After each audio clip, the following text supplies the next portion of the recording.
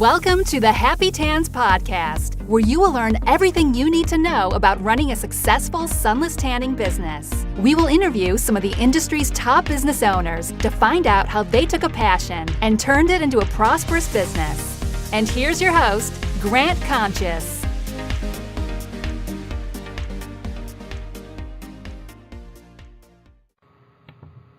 Hello and welcome to the happytans podcast. On today's episode, we have Kim van Tussenbroek from Color Me Bronze in Australia. How are you doing today, Kim? I'm really good, thank you. Thank you so much for joining us, and obviously the viewers or the listeners don't know, but thanks for joining me again, as I had some complications with the software I was using, so I appreciate it for a second time. No problem. Awesome. Well, if you want to take just a couple minutes to introduce yourself and let the audience know, who you are, where you're from, a little bit about you and your business, that'd be great. Yeah, sure. My name's Kim. I have a business here in Sydney, Australia called Color Me Bronze. I've been tanning for around 13 years now. My business name was registered in 2006, but I was tanning for a couple of years before that, just recreationally with friends and family, but loved it so much that I decided to, start a proper business and grow it from there. Great.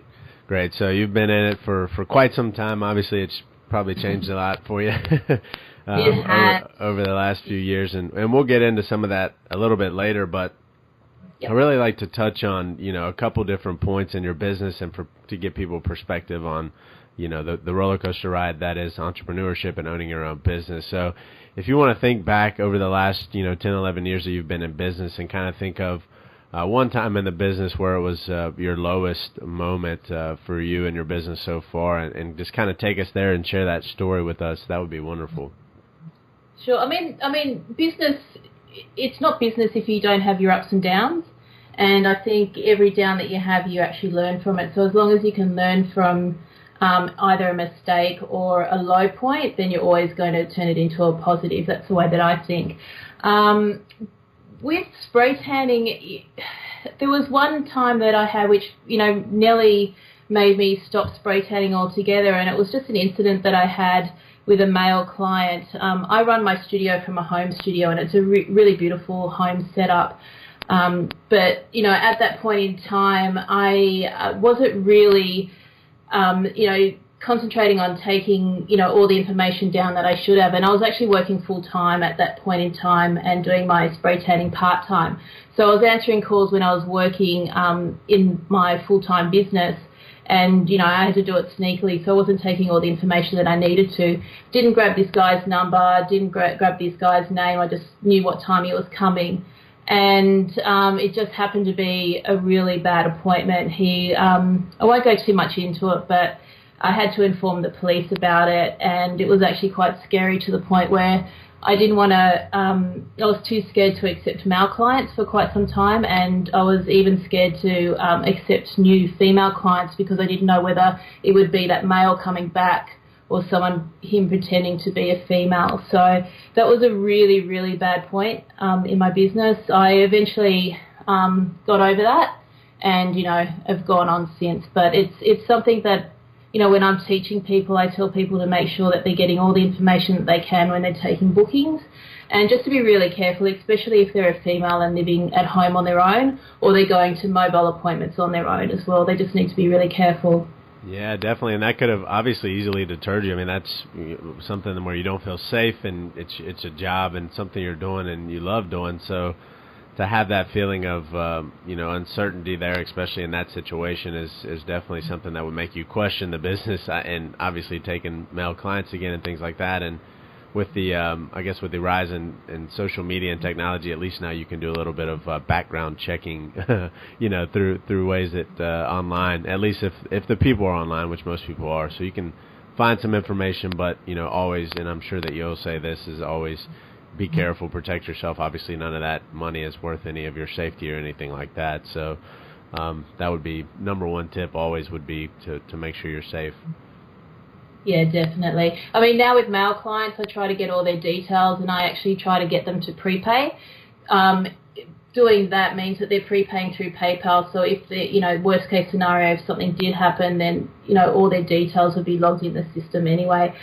If I'm going to mobile appointments, what I'll do is normally let someone know where I'm going and give them a copy of my schedule with their contact details, address details and stuff. And if I'm unsure about an appointment, then I will call someone afterwards and just let them know that I'm okay. There's been a few occasions where I've sort of been a bit iffy. I've had a little bit of a bad feeling, and I think that's just a little bit of hesitation from the incident that happened, years ago. But, it's better to be safe than sorry, I'd say. Yeah, absolutely. And nowadays with technology, there's more, some better apps out there where people can actually see if your significant other, you can say, hey, I'm going to be going here, and you can turn on these things on your phone, and it'll say it'll tell people exactly where you are. So, like you said, better safe than sorry. Do your background research, not only male clients, even female clients, because you never know what kind of situation it is. But you were able to take that, kind of roll with the punches, so to speak, and learn from that, obviously, and it's helped you in your business. Now, on the flip side of that, if you want to take us to what has been so far, at least the best moment in your business, and just kind of share that experience with us. Sure. I mean, I believe that every day should be a better day, and every day for me is a better moment because you're learning and growing each day. But, if I had to pinpoint, one or two best moments would probably be a couple of years ago I worked with Mario Testino when he was out here shooting a Vogue, like he was guest editing for a Vogue. And I got to work on set with him for 2 days. So we're out on Sydney Harbour for 1 day and then in Bondi for a second day. And that was awesome.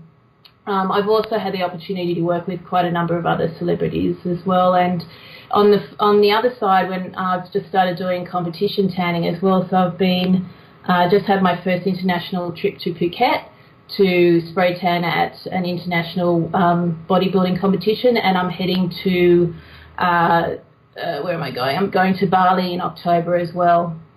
Wow, that's awesome. So how did you get into that type of clientele, if you don't mind sharing? I mean, for instance, the Vogue and the photo shoots and things like that.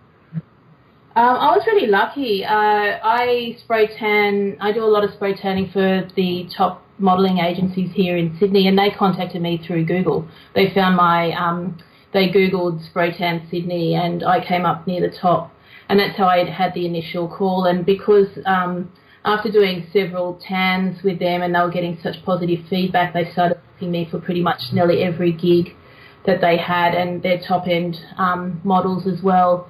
So, it was a good thing that I had a good ranking on Google. Yeah. And secondly, I think it was a good thing that I know how to spray tan, because obviously if you do a good job, they're going to book you again. Yeah, most definitely. I'm obviously a huge proponent for websites. Obviously, the happytans, the website builder we have.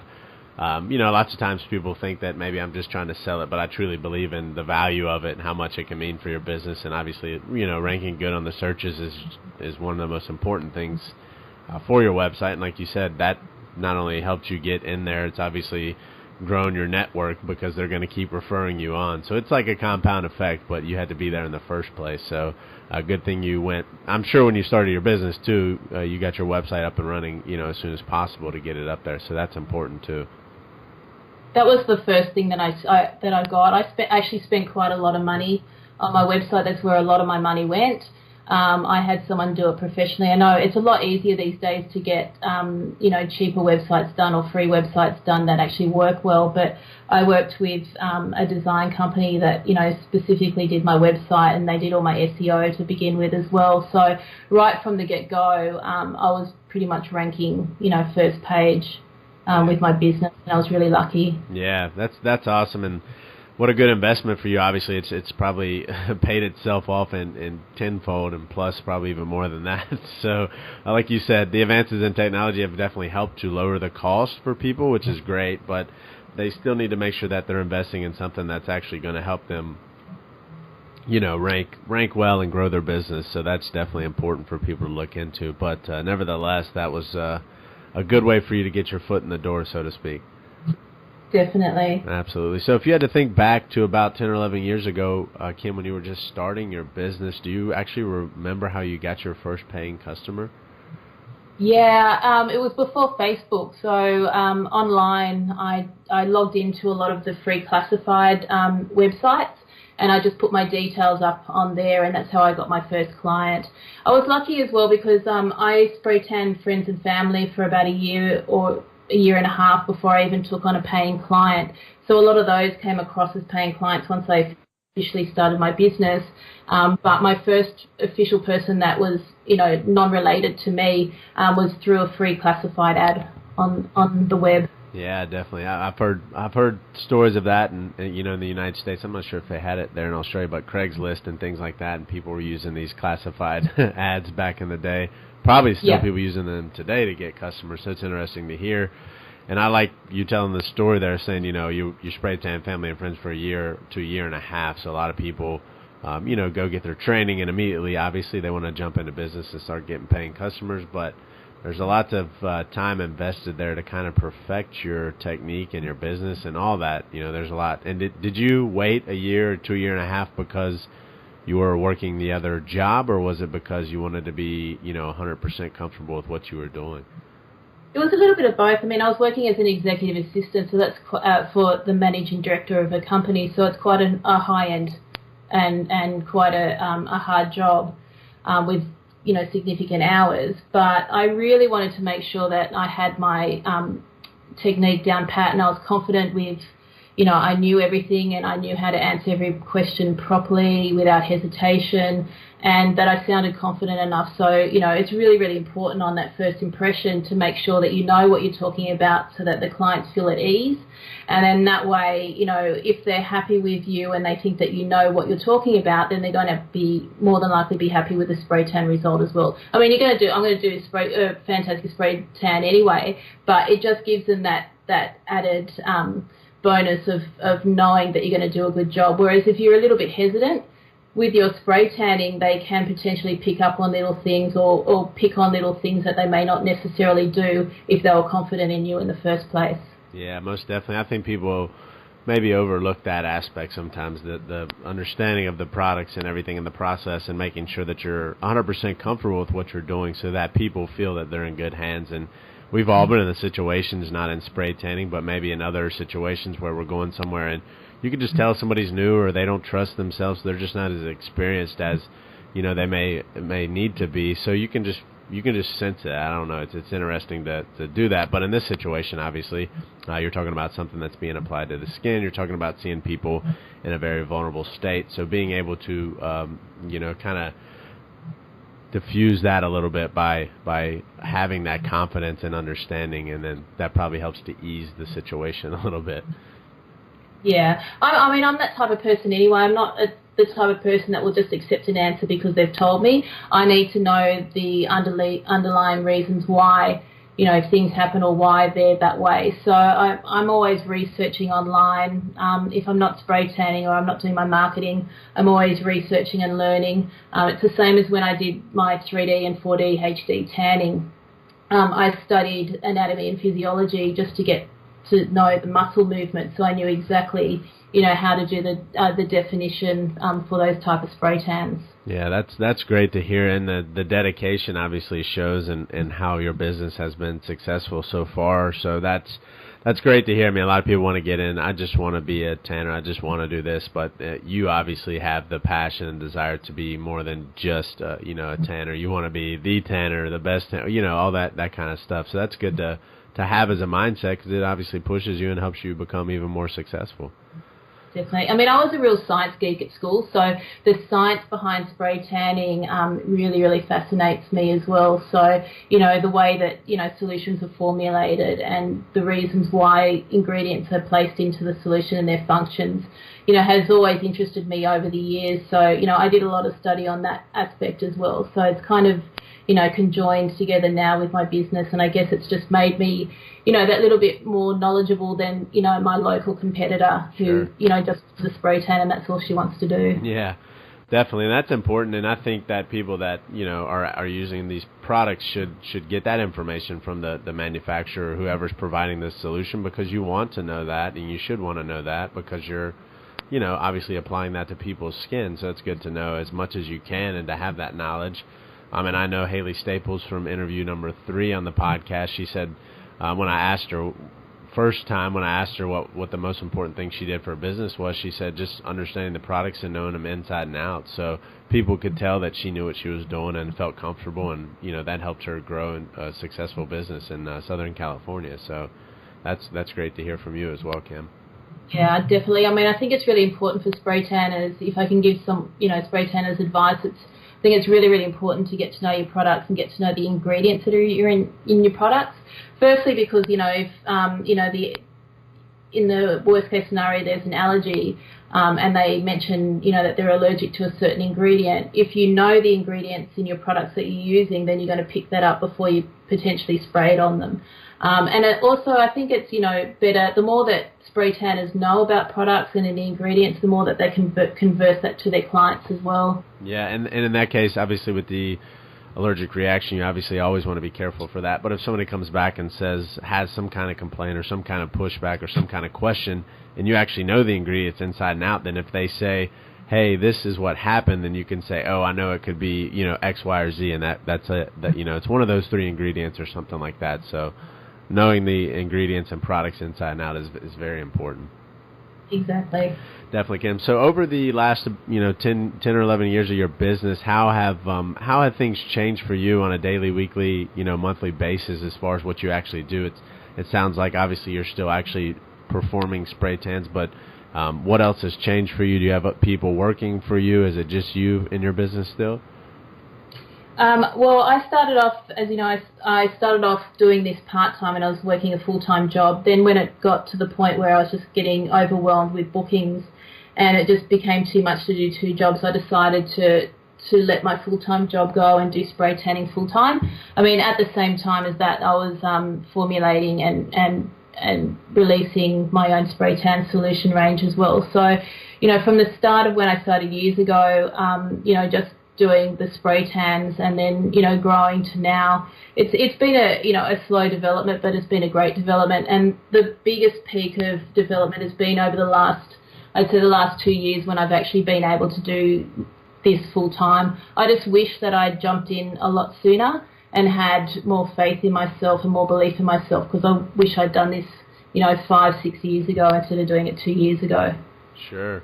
Yeah, absolutely. It's necessary sometimes to take that leap of faith. A lot of people hesitate. I talk to people all the time that are questioning it, and maybe they've been running the business successfully for a while, but now it's time to kind of dedicate some more. And I don't think you can go to the next level until you can dedicate that full amount of time. So if you can sit back and say, if I stop my job, this gives me 45 or 50 extra hours a week.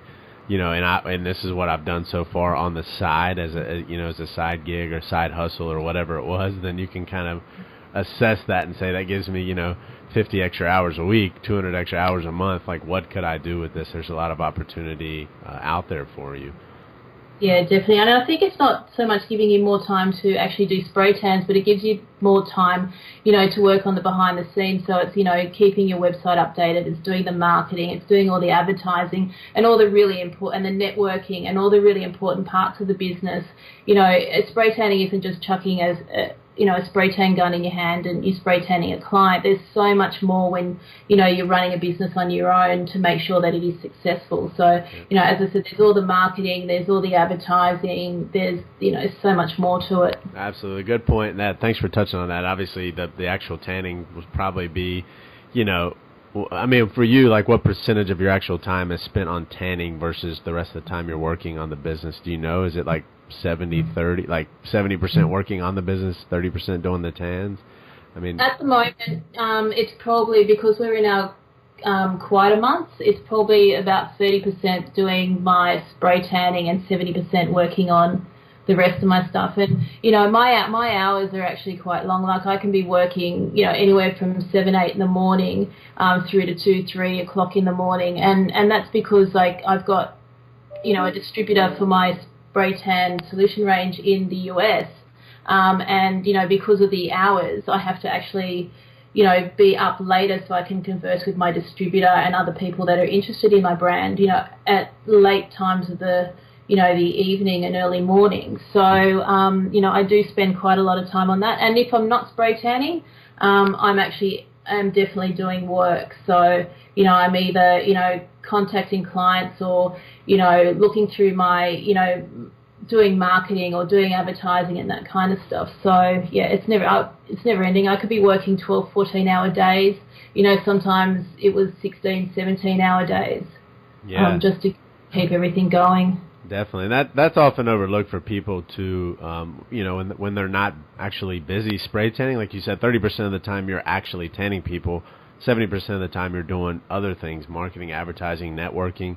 A lot of people overlook that aspect, and if they're not tanning, they're, who knows, scouring the forums, looking on Facebook, asking questions like, why am I not busy, all these kind of things, right? And they're just kind of reassessing or possibly trying new products or all this different stuff, whereas they'd be better off investing that time into, why don't I go learn how to do advertisements on Facebook? Why don't I create a website if you don't have one? Why don't I go, reach out to get reviews from people I've had in the past and things like that? I mean, there's lots of times where they get down maybe and a little bit doubtful, and instead of investing that time into something that would push their business forward, they're just kind of taking a step back and maybe questioning themselves. I see a lot of people with that kind of issue, but it's important during those down times, and you've learned that over the years too. And that, when it's busy time, there's a lot less time to invest into working on the business, so you need to make sure that you invest that time wisely. Yeah, in our busy times, I can be doing anywhere between, close to 30, 40 tans a day, leading up to Christmas and New Year's a couple of days before then. I think the highest number of tans that I've done on those days is like 68. Wow. It was just incredible. It was like 4 an hour, just pushing them out and out and out. I think I did a 14 or 15 hour day. It was 1 year I can remember just getting booking after booking after booking, and I was saying, well, my latest is 11 o'clock, or my latest is 12, doesn't matter, I want to come in, and then it started getting to 1 o'clock, and then it started getting to 2 o'clock, and I'm thinking, why do people want to come at 2 o'clock in the morning? They're clients that have been to me before, and they've actually wanted to get a spray tan from me, but it was interesting to see that people were coming that late. That was only 1 year that happened. But yeah, I enjoy this time of year because it really gives me an opportunity to be able to do the behind the scenes work. Whereas, when it comes into our summer months, I basically don't have much time other than spray tanning. Yeah, most definitely. So you're kind of, and people have probably heard this if they've read or anything about business and stuff like that. There's a difference between working on the business and working in the business. So when you're tanning, you're working in the business. You're actually performing the service, and you can only do as much as you can. So if you can do 4 tans in an hour, you can't go beyond that, obviously, without bringing in another employee or something like that. But then in the times where it's slower, the down times, quote unquote down times, you work on the business. Like, how can I advance this? How can I improve this? How can I, improve my marketing, get more people in the door? So that's an important, kind of disconnect where you have to be able to invest time in both sides. And it sounds like you've obviously done that successfully over the years. So that's great to hear, Kim. And if you had to pinpoint one thing that you've done very well over the past, 11 years to help grow your business to where it is today, what would you say that one thing was? I probably have to say it has to be the actual spray tan, because a lot of my businesses come in from word of mouth as well. So someone will have a spray tan and then they'll tell those people, and those people will come in. And I always ask, one of the things that I like to do is ask, how they've found me, just so that I can write it down into a spreadsheet and just keep, an eye on which way and which marketing aspect is working better. And the majority of it, especially in the earlier days, was all word of mouth. It was like, oh, my friend came in, or, I was at the shops and, I saw this girl and she had a tan and I asked her where she got it from. And, it's grown from there. So, I think it would be my actual spray tan. Yeah, that's great to hear. Obviously, you invest a lot of time into learning what you do, and you take passion and pride in understanding that, and the anatomy of the body and all those things, and probably go beyond what 99.9% of people do in the industry. So that stands out and helps you grow. Word of mouth marketing obviously has been and probably always will be the most powerful way to market yourself because you're not actually doing it, right? People are doing it for you. So, that's always important for you to be able to provide the quality of tan that you do and to stand behind what you do, because that word of mouth goes really, really far for you. And I really like to hear that you are obviously documenting about your clients and where they find you. I think a lot of people are missing that as well. As soon as you start a business, you need some way. I don't care if it's an Excel spreadsheet, a Google Sheets online, whatever you need to do. There are free ways to do it. Write down your customers' names, emails, phone number, contact information, and how they found you, and go back once a week, once a month or something like that and reassess where people found you. And then, wherever the bulk of the people found you, invest more time into that. I feel like, and Kim, I don't know if this is the same for you, but I feel like a lot of people will oftentimes say, I'm finding all these people are finding me, through my website. So let's try, Facebook instead, or Instagram ads instead, or something like that. Instead of, double downing and reinvesting into whatever's working, they're looking for other ways to do it, to think that they can expand in other ways where they might be better off just kind of doubling down, like I said, on what's working right now. Yeah, definitely. I mean, my brain works analytically, so I like to see things in spreadsheets, and I like to write things down and graph everything out. So it's really interesting to see the way that it's changed from word of mouth, and then the more that you do the advertising on Facebook, then you see a stream of people coming through Facebook, and then you might do an Instagram ad, then you see people are starting to, Instagram followers are starting to build up. It does shift. So I'm still working out my groundwork of, how to even that out and how to grow it. But yeah, it's really interesting to see the pattern of how it actually works. Sure. And a couple questions for you, and one of them you'll probably have to kind of give a guesstimate, but one, where do you document all your clients? And two, if you had to look at the landscape of where your clients come from, let's say website or social media, or word of mouth, and those three buckets, so to speak, what would you say the percentage of those are? And on average, obviously, it's going to be a rough guesstimate, but I'm just interested to know. Yeah, well, I have an online booking system, so I wrote all my notes in there, including the solution mixes that I use on my clients. Any special things that that they might be having a spray tan for a wedding or for an anniversary or for a birthday, so I'll jot that all in, so that next time when they come in, I've got something to ask them about, or how the spray tan went, or how their wedding was or their birthday. But yeah, I then transfer that onto an Excel spreadsheet, and I have a look at it that way and have it all totaled, and links everywhere to different graphs and stuff of the amounts of different customers that have gone from doing word of mouth or Facebook or Google search, or different aspects of where my business is listed. Sure. And I'd probably say I'd still say the majority of people is word of mouth, because when I ask them, it's either they Google searched and they found me because I'm on the first page of Google, or it's been word of mouth. Their friends have come and they've really liked their spray tan, so they've wanted to come as well. And then, you often get people, like my hairdresser recommends me, and then I've got quite a number of makeup artists that, I've done spray tans with, that have, or girls have had their spray tans and then gone to them for weddings, and they've seen the spray tan. So from then on, if, a client has gone to them and they've asked if they know anyone that spray tans, they've always recommended me. So the people that are recommending me as well are slowly growing, which is really good. Yeah, that's always good. That's obviously the networking effect there, and it's an important step, and a lot of people overlook that. Like you said, go to hairdressers or people that offer complimentary services but not spray tanning. And that's, hairdressers and makeup artists and people, if you want to do wedding tans, people that are wedding planners or wedding caterers, or any way you can kind of get your foot in the door. And for you, and I'm sure that you've done this as well, when you approach those people, it's like you need to at first, how can I help you? And then obviously they're going to want to help you in return, and maybe some people might approach that as, how can they help me, me, instead of looking and reversing it and saying, how can I help you first? And in turn, we'll help each other.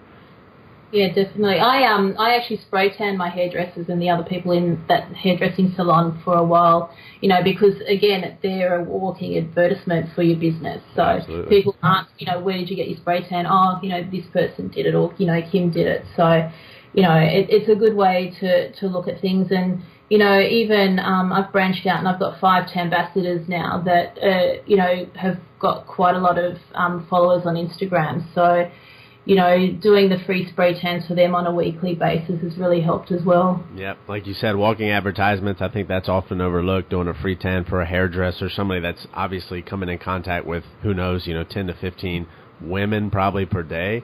Those could be potential clients for you. Definitely, and the same as with the modelling agencies as well, like when they booked me in, I rang them and said, look, if you want to put some, more bookings through me, every 6 bookings that you give me, I'll give you 1 free tan for a girl in the office. So, they used to bank those up, and when they got it to a certain amount, I'd go into their office and spray tan them. So it was it worked both ways. It was an incentive for them to book more tans with me so that they could get their free spray tans. Yeah. But it was also really good for me to get the bookings as well. And, obviously, I'm doing a good job, otherwise they wouldn't use me. So, Yeah. You've got to have it so it works both ways. Yeah, definitely. We'll assume that people have the spray tanning, that part of it down, to a science, and then now we're just worried about how to expand that. So like you said, you're doing, free tans in exchange, or even just to get your foot in the door the first time, it's a free tan. Go to a local, hotel that does weddings, and offer to give their event coordinator a free spray tan. There's lots of ways to kind of get your foot in the door and have people actually experience it. So that's very interesting to hear from you, Kim, that how you're doing it and how that's working for you. And obviously, the more seeds you can plant, the more trees are going to grow, the more opportunity there's going to be. So it sounds like you've really established yourself very well. Yeah, hopefully. I'm still growing. That's the thing. I've still got room to grow, and I'll always have room to grow. And sure. I think if you don't open yourself up to the fact that there's always something to learn, or that you can grow, then you'll never ever grow. Yep. Always be learning. That's what we say. Most definitely. So, Kim, on to a couple more technical questions, and obviously one of these you've kind of answered already since you said you have your own solution range, but what type of equipment and solution do you use? The equipment that I use is a machine called an Illume Whisperer. It's an amazing machine. It's really quiet, so it's basically dead silent, and the gun is a really beautiful metallic gun that you can switch across and do contour tanning at the flick of a switch, but it gives off a really, really fine, beautiful mist. It's amazing. I've been using that probably for about 4 years now, and I haven't seen or haven't tested anything that's been better than that.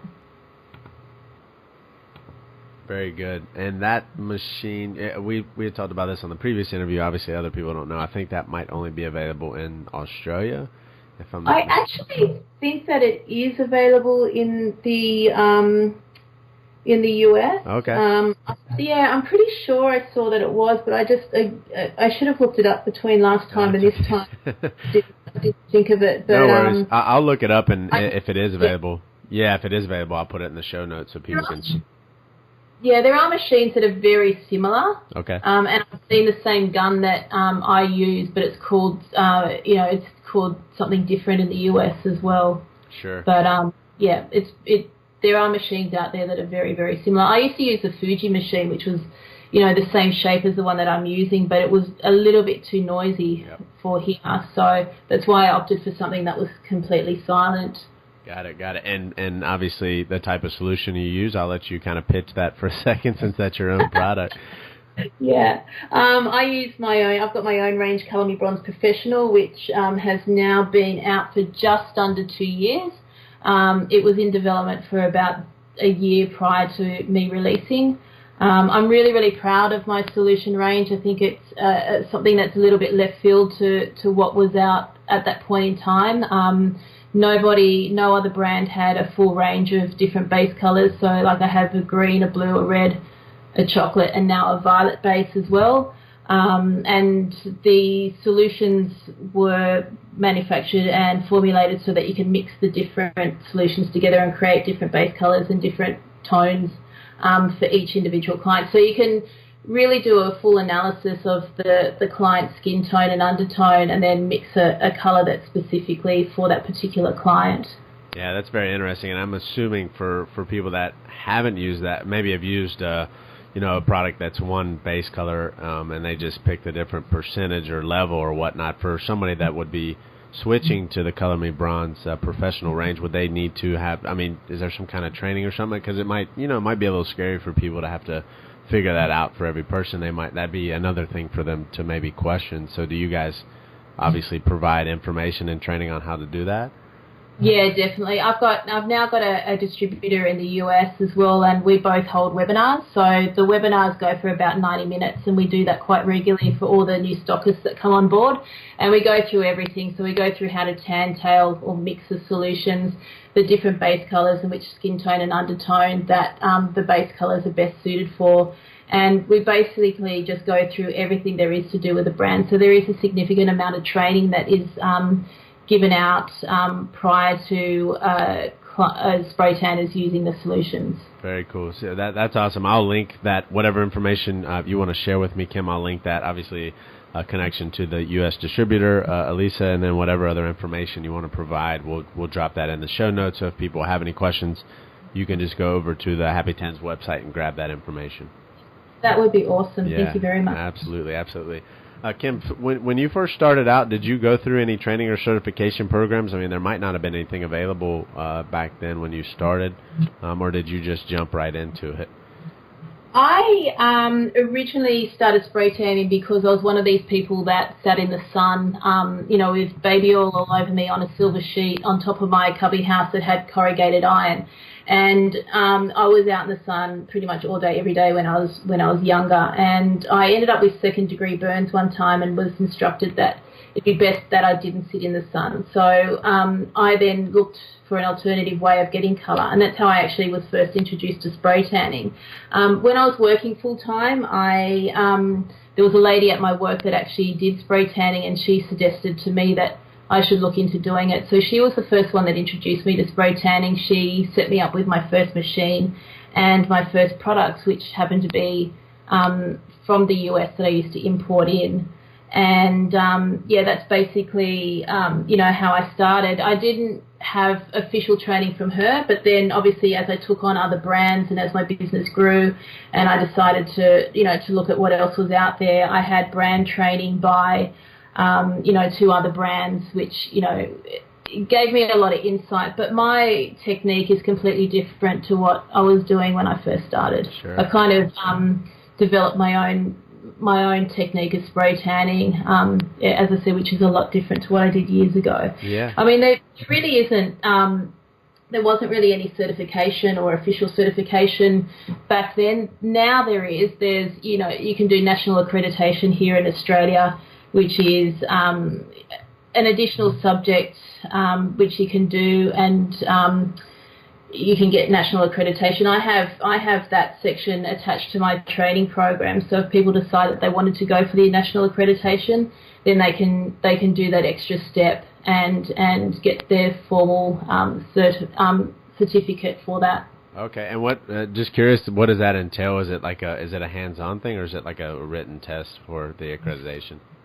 Yeah, so they have to go through my training first, which is obviously, they do all the product training and all the behind-the-scenes stuff. But to actually get the national accreditation, they have to spray tan 6 people. They have to send in images of before and afters, and they have to give a description as to why they chose that particular solution for that client. And they also have to send in a photo of their setup and their equipment as well. Oh, so wow. it's kind of, and they also have to send in their consultation cards. So there's 6 consultation cards that they need to send in as well. And that's sent directly to my RTO, who I'm associated with.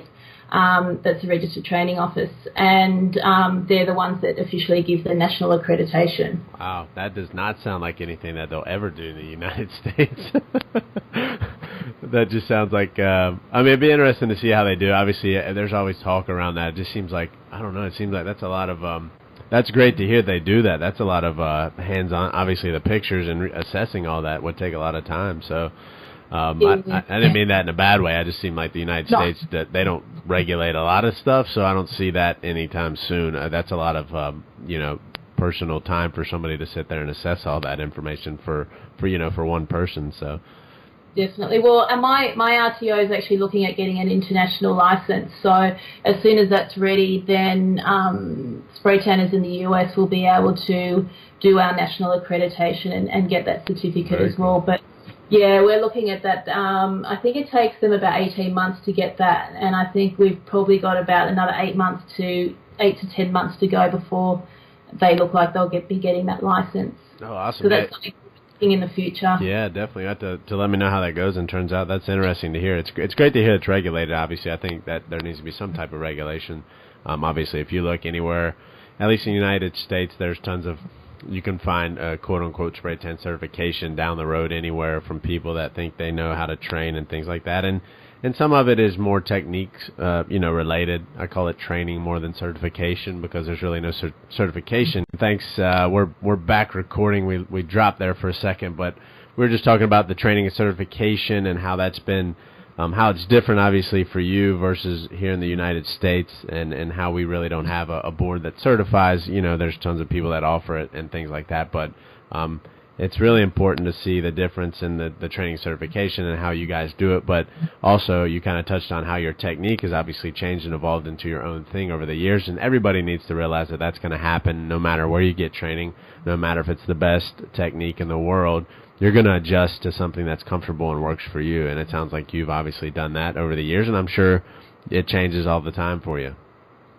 Yeah, it hasn't changed so much over the last couple of years, but, if I look back at how I was spray tanning, 10, 11 years ago compared to how my technique is now, it is completely different. Like years ago, the way I was taught, it would take me, I was booking clients, in half-hour sessions because that's how long it was taking me, whereas now with the technique that I use, it takes me about 2 minutes to do a coated solution on a client. That's quick. Yeah. Very quick. Awesome. And then I do that twice.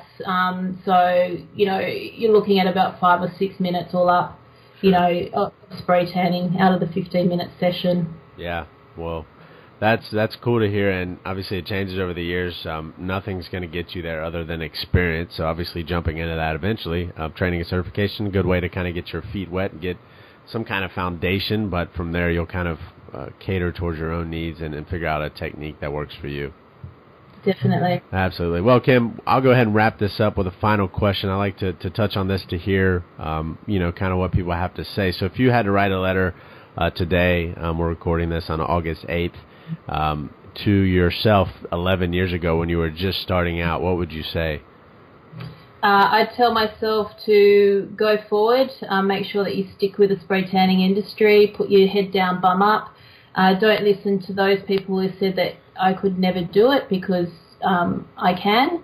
And to make sure that you are jumping in as soon as you want to do it. Don't leave it as many years as what I did to do it full time. Yeah, that's awesome to hear. I mean, obviously don't give up, keep your head down, and believe in yourself. And like you said, you don't know, how long you're going to be doing this, how long we're even here. So like, why wait? At some point, it's like, why wait? Do it, I don't have any guarantee that I'll be here tomorrow, so I'm going to do everything I can today to do that. And while it might sound kind of morbid, so to speak, but it's not really. It's just like, it makes you take action. So it's good for you to say, take action, believe in yourself, go for it. Like you said, you waited and hesitated probably more than you wanted to, but nevertheless, you have gotten to where you are. So thank you so much, Kim, for joining us today and sharing the story about you and the Color Me Bronze, obviously your product and service business. Thanks so much. And if anybody has any questions for you, what's the best way to reach out to you? They can either contact me on Facebook or they can email me. Okay. It's just kim@colormebronze.com.au. Perfect. And I'll drop that in the link, in the show notes, so people will have that. Kim, thank you again for joining us, and I hope that you have a wonderful day. Awesome. Thank you. Hey, Happy Tanners. Thank you so much for listening to that episode of the Happy Tans podcast with Kim Van Tussenbroek from Color Me Bronze in Australia. She shared her wonderful story about how she started this as a part-time venture while she was working full-time as an executive assistant, which is a very taxing and time-consuming job, and how she took that from a part-time thing to now a full-time thing to even developing her own range or a product line in Australia. It's also obviously distributed in the United States, but she shared her story about the ups and downs and how she made it to where she is, and how she kept pushing forward and believing in herself, and how taking that leap of faith was actually the best thing that she could do. And she wishes she had done it earlier. So thank you so much for joining us and listening to this episode of the Happy Tans podcast. If anybody has any questions for Kim, I will put her contact information down below, as well as the information to reach her U.S. distributor, Elisa. And if anybody has any questions for me, as always, feel free to reach out to me, grant@happytans.com, or just pop over to the website, happytans.com. Thank you very much, and happy tanning.